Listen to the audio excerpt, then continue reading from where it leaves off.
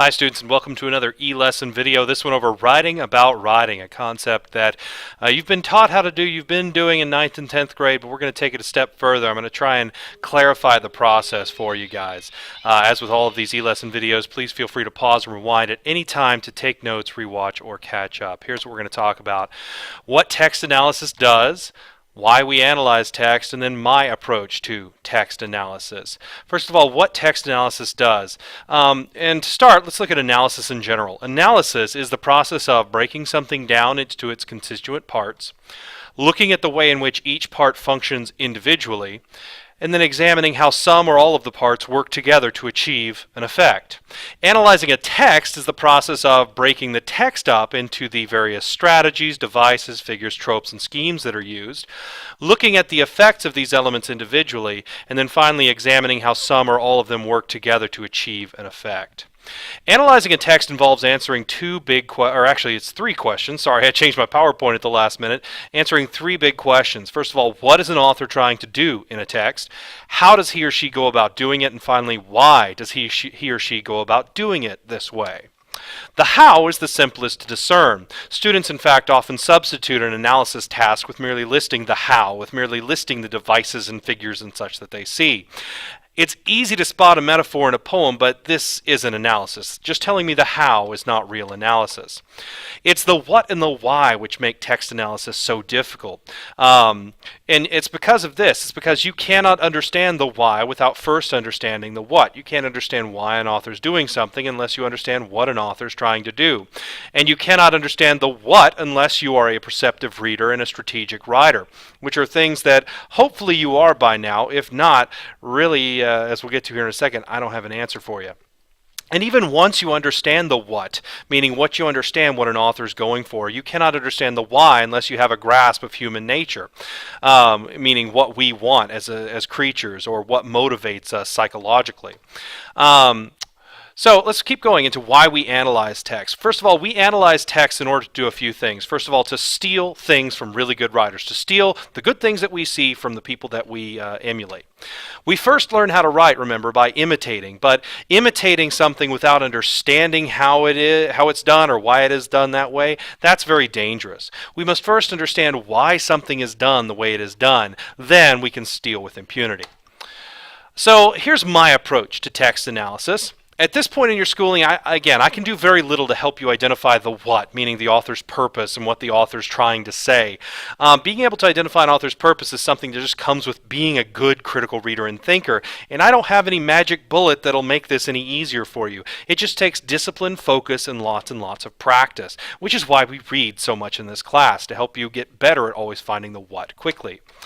I do, however, have a strategy for figuring out the why. Try to look at everything an author does in a text as a means to an end. Separating the author's aims from achieving his or her goals is always some sort of obstacle, and that's where we get the means to an end.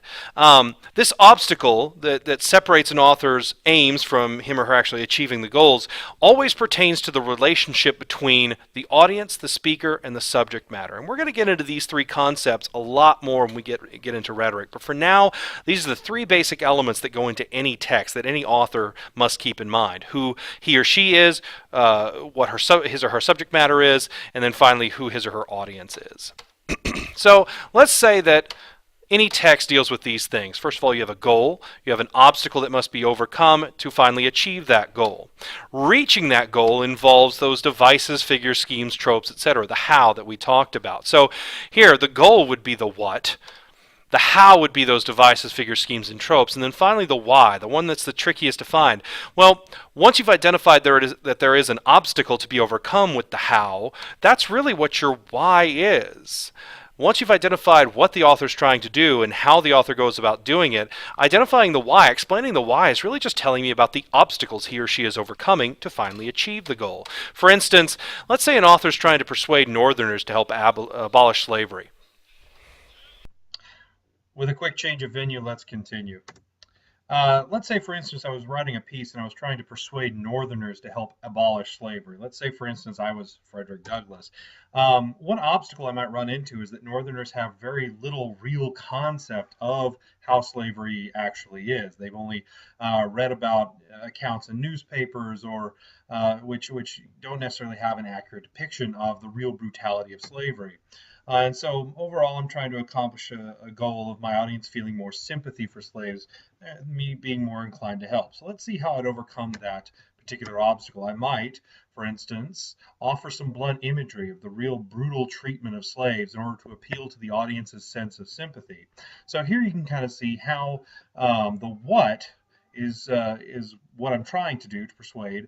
The how are the devices that I use to get there, and then the why is just exactly what it sounds like. Why am I doing this? Well, I need to offer this brutal, blunt imagery to help evoke an emotional response from my readers and paint a very vivid and real picture of what slavery is really like. Let's try another one. Let's say that I was trying to persuade readers that slavery goes against the precepts of Christianity, something like what various authors had to argue that we looked at in class. But I'm trying to overcome the obstacle that there are certain, that this is sort of contradictory. This would contradict the fact that Hebrews in the Old Testament are instructed by God to take slaves. And I'm trying to get the audience just more inclined to listen. So, here's something that I might do to overcome that obstacle. I might concede that there is mention of holding slaves in the Bible, but at the same time refute that there is far more teaching of compassion and equality in the Bible, especially in the New Testament. So again, the what I'm trying to persuade readers that slavery actually goes against the precepts of Christianity. How I'm making concessions and refutation, and the why. I have to do this because initially my statement seems contradictory, and so I have to kind of give something up to acknowledge, yes, this is a sort of contradiction, but at the same time, there's far more teaching of compassion, or far more teaching that would go against the cause of slavery. This particular approach, looking at and analyzing text this way, doesn't have to be just restricted to persuasive text in my examples there. Let's say I'm writing a poem. Let's say I'm writing a poem from, my childhood as a fictitious, impoverished young boy. Okay, apparently I'm writing like a Dickensian type poem here.